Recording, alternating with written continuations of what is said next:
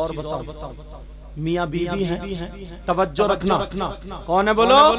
मियाँ बीवी। तो शौहर अपनी बीवी को गाली बकता,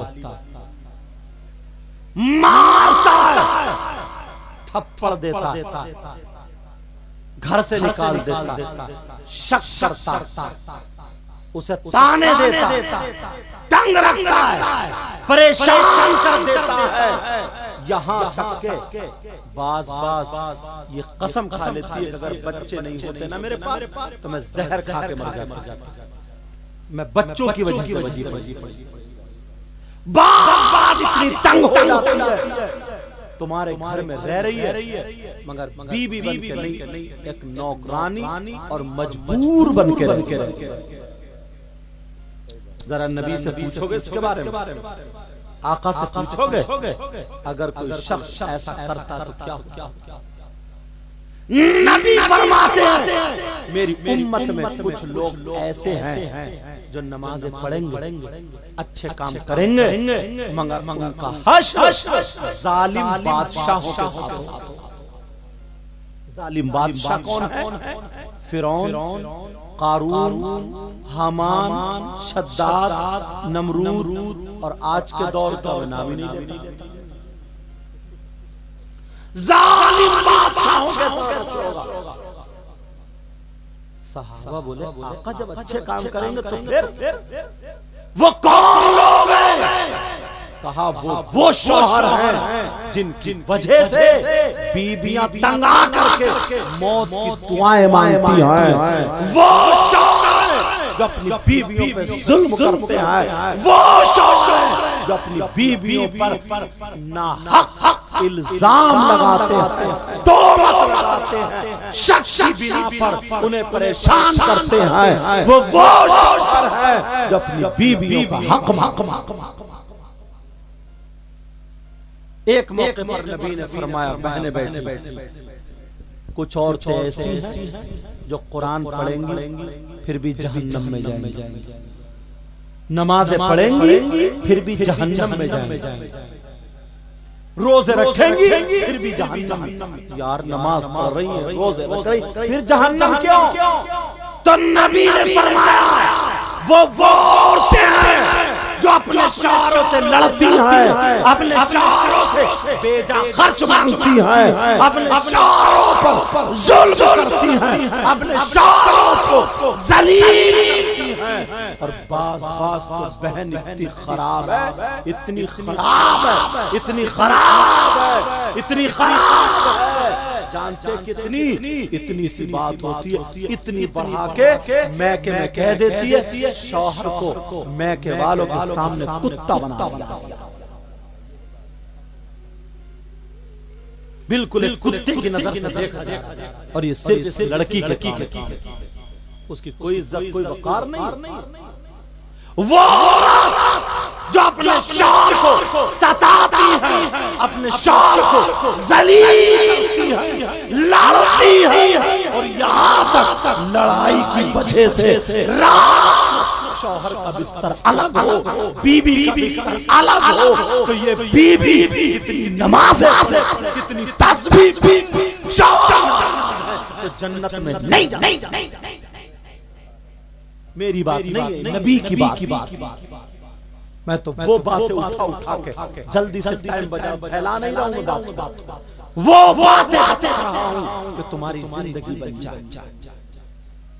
अब बताओ कितनी रातें ऐसी होती है, उधर रोटी लेटा, उधर रोटा लेटा, छोटी छोटी बातों पर इन पे उन पे खराबी। नबी ने फरमाया अगर बेचारे की 10,000 की तनख्वाह कमाई है तो कभी 50,000 की थी तो वैसे ही थी, अब 10,000 पे, इस पे भी तू सब्र कर। मगर इसे तो भैया की शादी है तो जोड़ा चाहिए, चाहे शौहर चोरी करे, डकैती करे, शराब पिए, लूटे, मारे, कत्ल करे, इसे तो चाहिए, इसे तो चाहिए साहब, चाहे कुछ भी करे। नहीं, मेरी बहन सुन रही है, ऐसा नहीं। सैयदा फातिमा अगर चाहती तो जन्नत से जोड़े आ जाते, और आए थे, उनके बेटों के लिए भी आए, चाहती तो जन्नत से पका पकाया खाना आना, चाहती तो पहाड़ पे ऐसे इशारा कर दे सोने का बन जा, मगर चक्की चलाते चलाते हाथों में छाले पड़ गए। ये नबी की एक दिन गुलाम और बांदियां मिली, फातिमा के हाथों से खून छलक रहा, फातिमा के हाथों से खून छलक। अली ने कह दिया लियो तुम भी एक बांदी, थोड़ा हाथ बटा लेगी, बहुत काम है। और अब तो काम कुछ भी नहीं है, गौवा इतना काटे पड़ी है, पूरे मोहल्ले में इतना टकरा रही है, बकरी और करीब बड़ा और कुछ भी नहीं है, कुछ भी नहीं, खाली गैस बना पड़ा, भर रही है, कुछ भी नहीं है, काम की रेड़। पहले औरतों का काम था, भैंस ये भी पालती थी, जानवर पालती थी, इतनी सारी चीजें फैसिलिटी नहीं थी, हाथ से कपड़े धोती थी, और 10-10 बच्चे होते, 10-10 बच्चे भी होते थे, उन्हें काम था। तुम्हें क्या काम?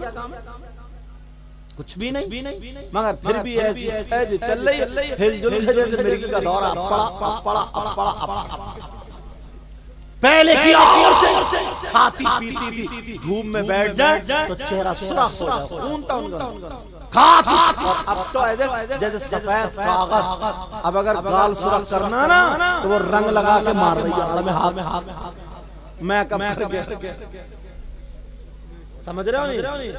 कह रहे हैं जी लग रहा तजर्बा इन्हें भी हो गया, आगे नहीं तो मलका कह रहे थे ना, मैं मलका क्या शेर कह रहे थे, मलका के हाथ की रोटी। हाँ नहीं पूछ रहा हूँ, मलका अभी गई है, अकेले ही घूम रहे हो, अभी शादी तो जो चाहे ये शेर कह रही है, बाद में पता चलेगा। लेकिन सुनो, तवज्जो रखो, इंशाअल्लाह जोड़ा अच्छा होगा। पहले की औरतें धूप में बैठती थी ना तो गाल सफेद हो जाती थी, लेकिन अब कहाँ, अब तो गैयाड़ में मार लिया पोछी, समझे, कई रंग एक ही चेहरे पे, कई रंग पचरंगी चल रही है। लेकिन बताने का मकसद ये है कि सैयदा फातिमा पीसती थी, हाथों से कपड़े धोती, अनाज कूटती थी, और एक एक जोड़ी में एक साल गुजार दिया करती थी।